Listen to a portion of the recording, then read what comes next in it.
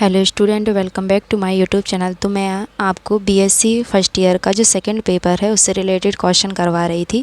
तो उसी के टर्म में ये नेक्स्ट क्वेश्चन है आपका, if 5xyz equal to 3x² y minus y की पावर 3 जेड स्क्वायर, तो डेल फाई का आपको मान ज्ञात करना है 0.1 -2 -1 पर। ठीक है, तो कैसे इसको फाइंड आउट करेंगे, चलिए देखते हैं। तो सबसे पहले मैंने यहाँ पर डेल फाई इक्वल टू, यहाँ जो डेल की वैल्यू होती है वो क्या होती है, i del upon del x plus j del upon del y plus k del upon del z होती है। ठीक है, एंड फाई की वैल्यू आपको गिवन है ए वाली। ठीक है, तो इसको मैंने यहाँ पर लिख दिया। ओके, अब क्या करना है, इसका मल्टीप्लाई करना है इन तीनों टर्म में। तो सबसे पहले इसमें करेंगे तो ये आ जाएगा आई डेल अपॉन डेल एक्स, ये पूरा ब्रैकेट उठ के यहाँ आ जाएगा। ठीक है, 3x² बाई माइनस बाई की पावर 3 जेड स्क्वायर। ठीक है, अब प्लस इसमें करेंगे मल्टीप्लाई तो ये क्या हो जाएगा, जे डेल अपॉन डेल वाई।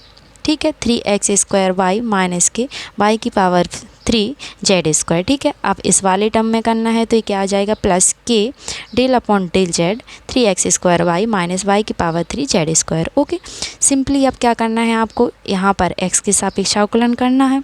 ये किसके इक्वल चल रहा है, आपका डेल फाई इक्वल टू, यहाँ पर देखिए x के सापेक्ष इस पूरे ब्रैकेट का हम आंशिक अवकलन करेंगे तो ये क्या आ जाएगा, x के सापेक्ष करेंगे तो ये क्या आ जाएगा, 2 आगे आएगा तो कितना बन जाएगा 6xy। ठीक है, और यहाँ पर x के सापेक्ष करेंगे तो यहाँ तो x है नहीं, y और z है, तो ये कितना बन जाएगा 0, तो ये बस आएगा यहाँ से 6xy। ठीक है, प्लस अब यहाँ से करना है आपको y के सापेक्ष। देखिए यहाँ y है तो y का अवकलन क्या हो जाएगा 1, तो यहाँ से क्या बचेगा आपका 3x²। तो देखिए यहाँ पर आ गया आपका 3x²। ठीक है, फिर क्या है, माइनस यहाँ भी y है तो यहाँ y की पावर 3 है तो 3 आगे आएगा तो क्या हो जाएगा 3y² और z² ज्यों के त्यों। ठीक है, यहाँ पर हमने y के सापेक्ष किया है, z को ज्यों का त्यों लिख दिया। ठीक है, इसका हो गया। अब यहाँ पर किसके सापेक्ष करना है आपको, z के सापेक्ष। तो यहाँ पर तो z है नहीं, x और y हैं तो ये तो 0 बन जाएंगे, यहाँ z है तो इसका होगा। ठीक है, तो यहाँ पर क्या आएगा, माइनस का 2z।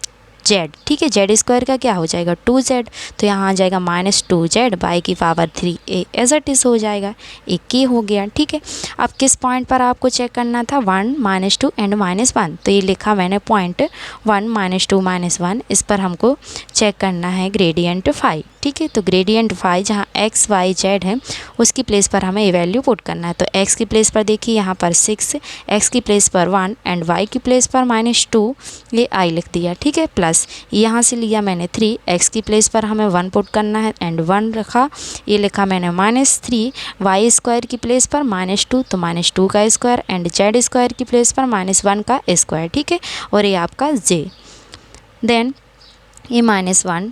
ठीक है, सॉरी माइनस यहाँ ये 2, अब z की वैल्यू क्या है -1, तो ये -1 एंड y की वैल्यू कितनी थी -2, तो ये -2 की पावर 3, ये के लिख दिया। देन इसको सॉल्व करेंगे तो 6 2 जा कितना हो जाएगा 12, यहाँ से आ जाएगा -12i।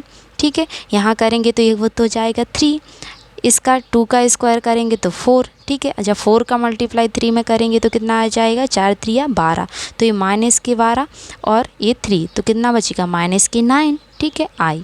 अब यहाँ से माइनस, ठीक है, अब 2 की पावर 3 है तो इसकी वैल्यू क्या हो जाएगी 8 हो जाएगी, वो भी माइनस की क्योंकि ऑड पावर है, तो ये माइनस का 8 जब माइनस के 1 से मल्टीप्लाई हो जाएगा तो प्लस का 8। ठीक है, और प्लस का 8 जब -2 से मल्टीप्लाई हो जाएगा तो ये माइनस का आ जाएगा 16। देन ये आपका आंसर था। आई होप अब आपको ये समझ में आया हो, तो please like subscribe this channel. Okay, thank you.